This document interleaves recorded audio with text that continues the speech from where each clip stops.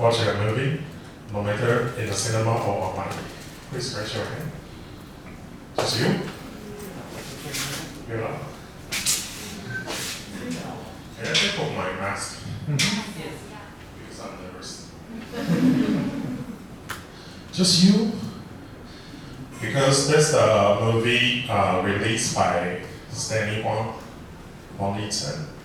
He has a company called Moji Dija, and the executive director is also an alumni from Yangtze University. We are all majored in business administration. We spent 4 years here. He spent six years. He's the last one who graduated here from our class, but he probably the one who made the most among the peers. So the thing I want to say is, you watch the people sitting around you, someone who are good at studying, someone who are not. But the job you pick, the career path you choose, actually you guys are going to be totally different in the future. And how much do you make doesn't actually matter. The thing really matters, do you actually get the dreams you want to get? Do you really fulfill your target? You set out the dreams, you go chase it, but if you don't chase it, you're just wasting time. There's a thing, when I look back to those 4 years, the thing I might be a little bit regret because I'm not very good students. I'm not a straight A student. I got one semester, I think I failed like 4 subjects.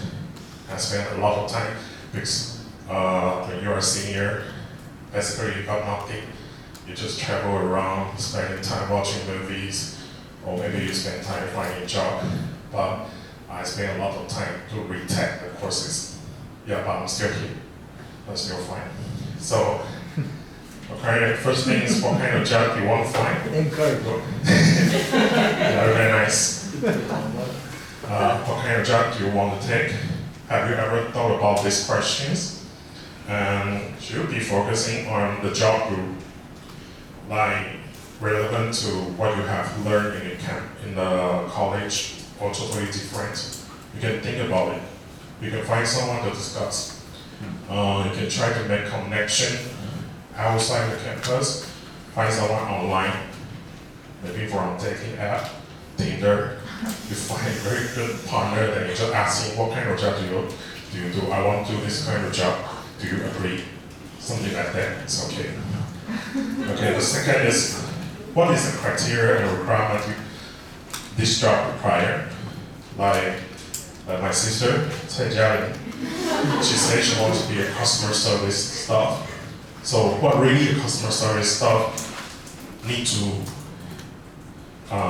what does it require to be a good customer service staff?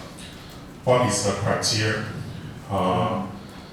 to have the recruiter and the hiring manager to actually like you during those like 30 minutes or 1 hour to have you proceed to the next round? This is really important. But when I was a college student, I didn't know what to do. Back to that time, I don't think LinkedIn is popular. Actually, when I was a college student, there's no smartphone. When I was enrolled to this university, I think it was just 6 years old. You're still in like kindergarten. So I feel really old. So one thing I would recommend, like, if you have time, I believe you have time, you just cut a little bit shorter on the time you're watching the Korean drama, then you will have enough time to create an account on LinkedIn. You can start registering yourself, go browse. Actually, I think outside Taiwan, most of the countries, especially the developed one, except Japan, I think Japan they are doing okay, but like Thailand, Singapore, especially America, they post their openings on LinkedIn. You can go browse the opening they're posting on LinkedIn. You read through the criteria, the requirement. What do you need to get before you get this job?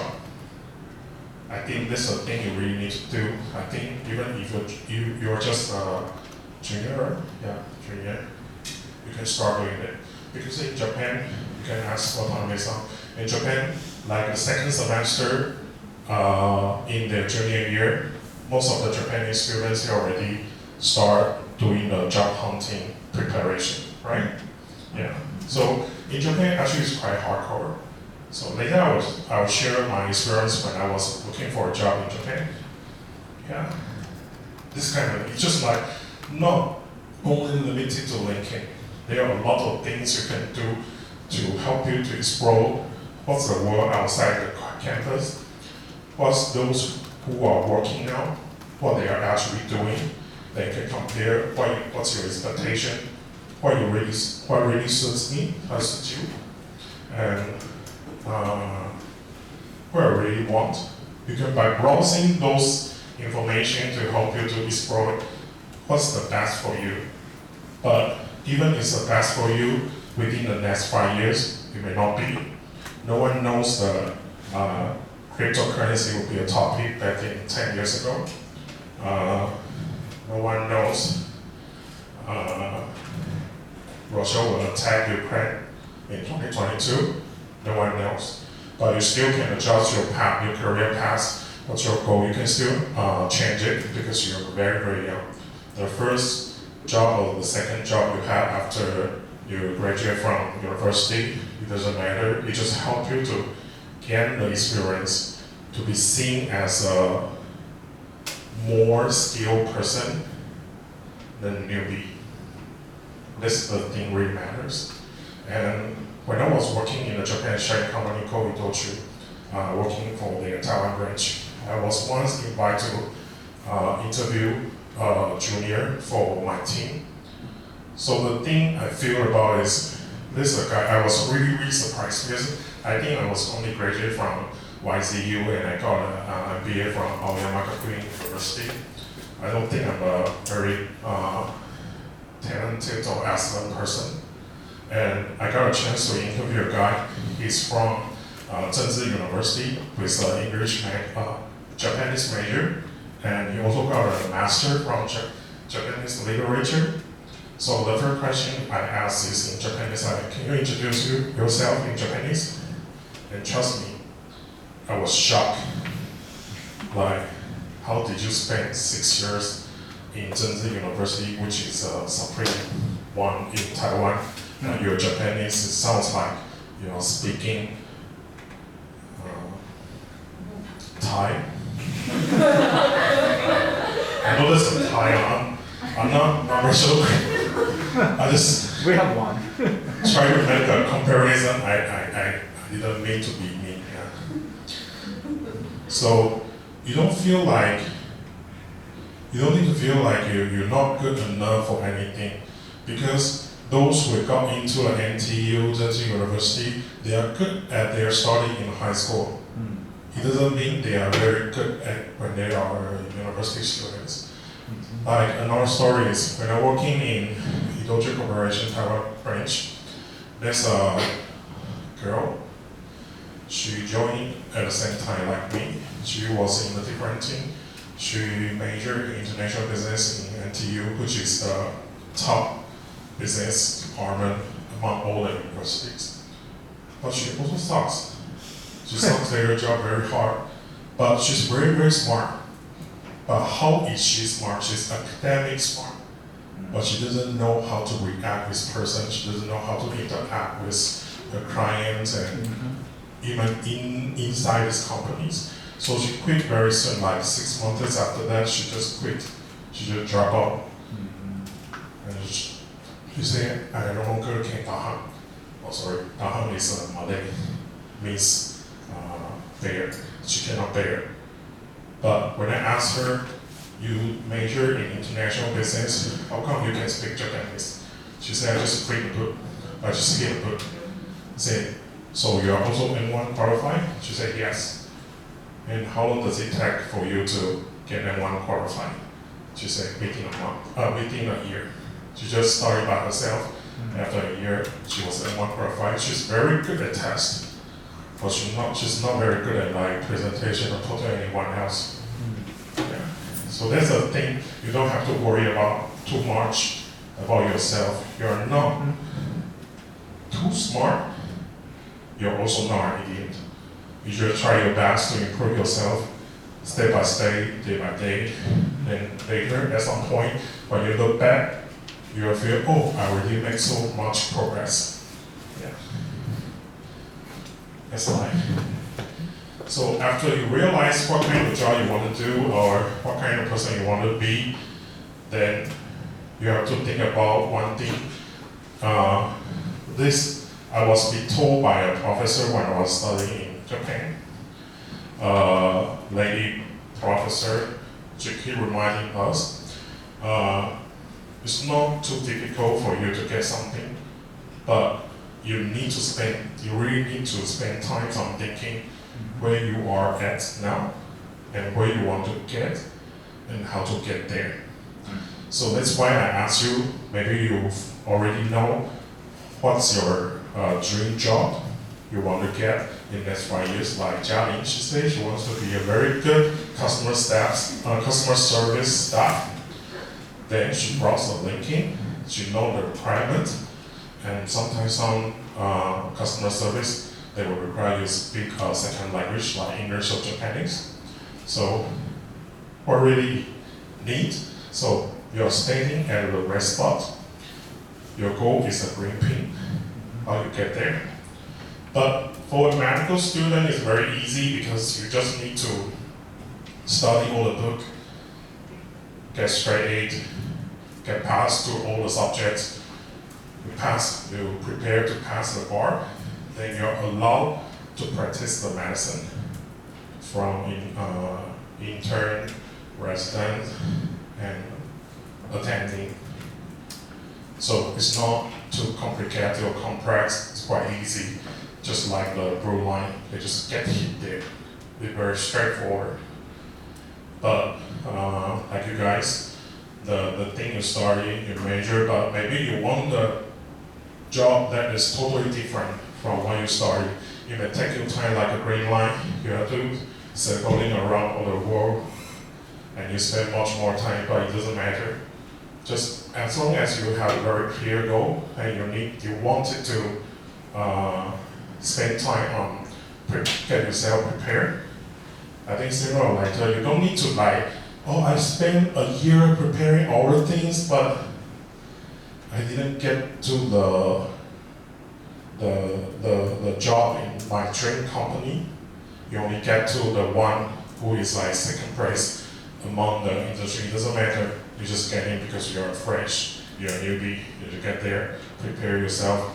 You're not going to spend all the time until you die in only one single company. You will jump. So if you really want something, you go there, but you have to make some compromise. Later I will explain what kind of compromise if you want to work overseas. Okay, here comes the hardcore of my stories. Let's talk about my own actual biggest stories. I used to work in Taiwan. I also used to work in Japan and Singapore. So how do I find a job in Japan? How do I find a job in Singapore? How do I get used to the culture and also the business environment there? And how do I regard the differences? How do I learn to accept the things that I couldn't bear, then I turn used to it.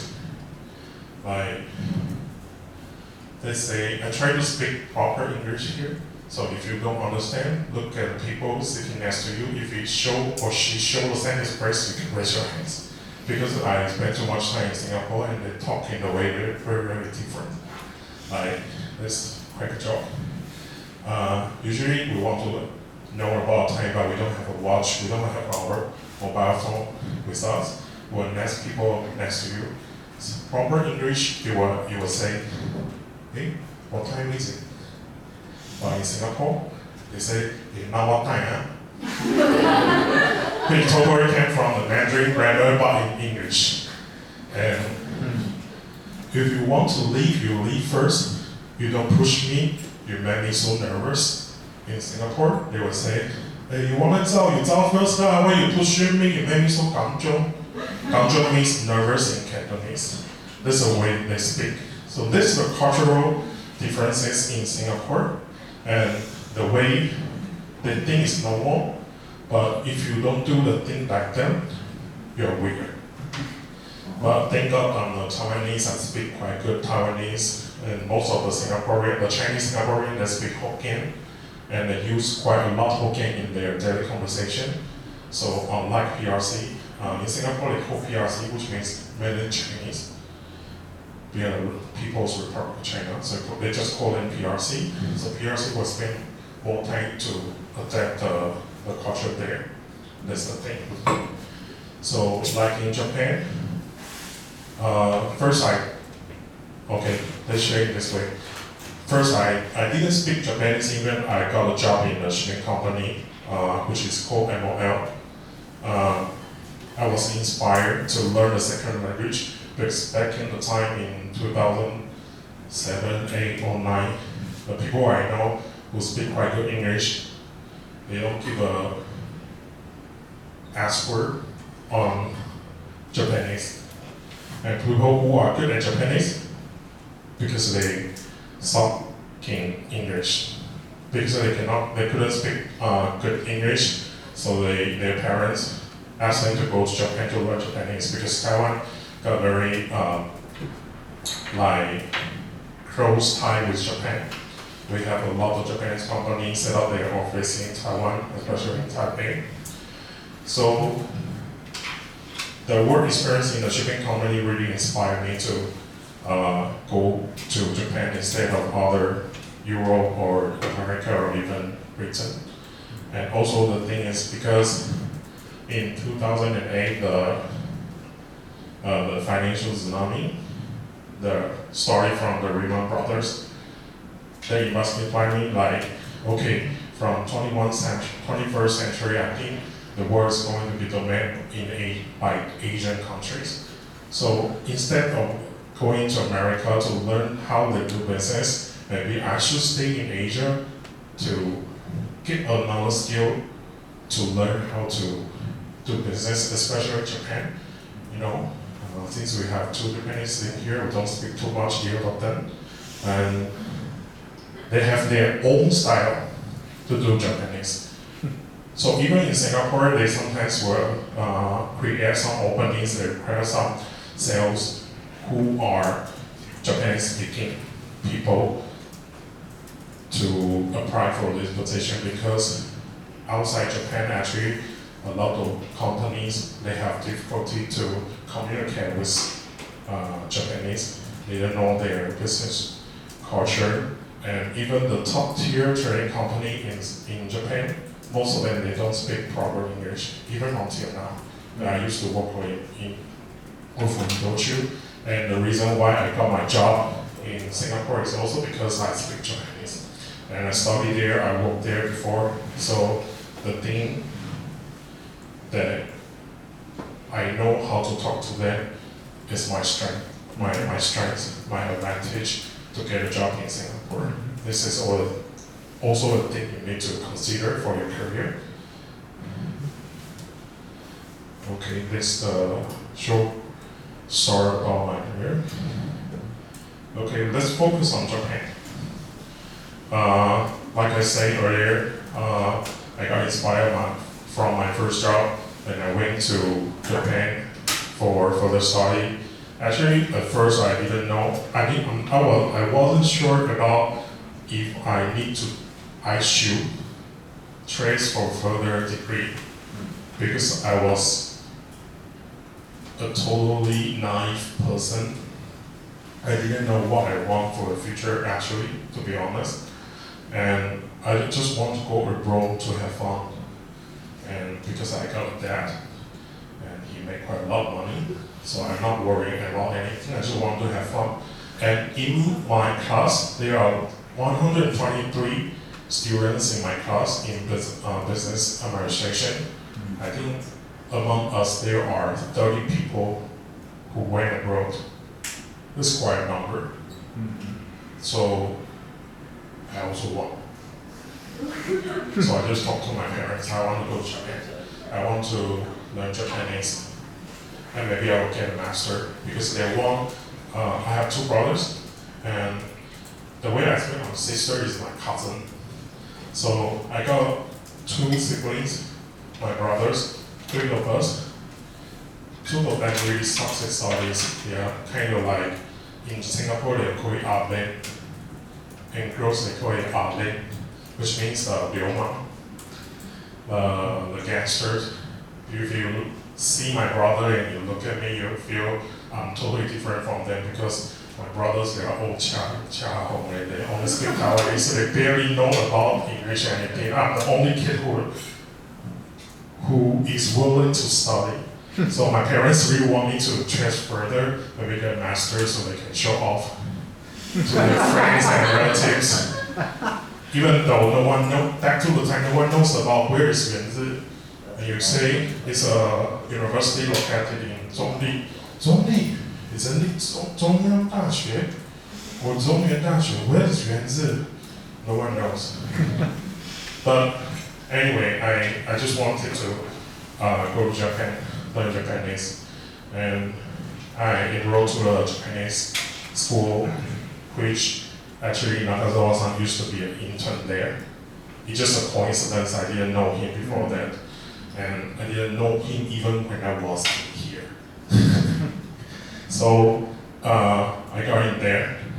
But the only thing my parents asked me is like, I'm not going to spend too much money on you only to entertain you. You have to make some promise. Then I was quite good at like memorizing all the words and doing the linguistic stuff. I told them, okay, I will get the N1 qualified within a year, and I actually did. But the question from my parents, is the N1 the lowest or the highest? So of course the highest.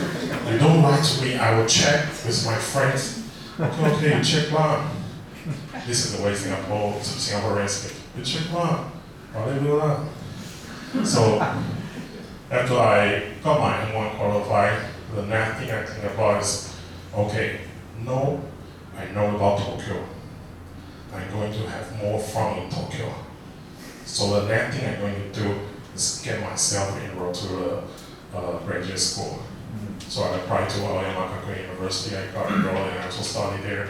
So the thing actually I want to say, because some of you look a little bit sleepy, so I need to quick some jokes. And so the thing is, when you were in the language center, you feel, wow, those who already passed N1 are those who are really talented person. They are so good, their life are so perfect. But after you pass N1, you'll feel like, okay, Japanese only start from when you get N1 qualified. So when I got enrolled to the AGU, Aoyama University, when I started my course there, wow, that's the real Japanese life. Because among your peers, they are Japanese, and because you are studying for an MBA course, you have to be able to discussing a lot of things in Japanese. You have to present your BP, business plan, when the professor asks you to do in front the Japanese, and they will question you in Japanese. Which brings the first point. If you want to find a job in Japan, how do you think how much you're going to get to be good at Japanese? Or what kind, the job you want to do you think you're okay? If your level is okay with the job, you can handle the job? You don't just like sitting there browsing the LinkedIn or all the other job boards in Japan and you say, okay, I want to find a job, I already have my N1 qualified, why no one offer me? Because during the interview, you cannot express yourself too well to make them believe in your capability, to convince them to hire you. So that means every interview is like a blind date. It's like Tinder. You have to make your own profile look very sweet, you know.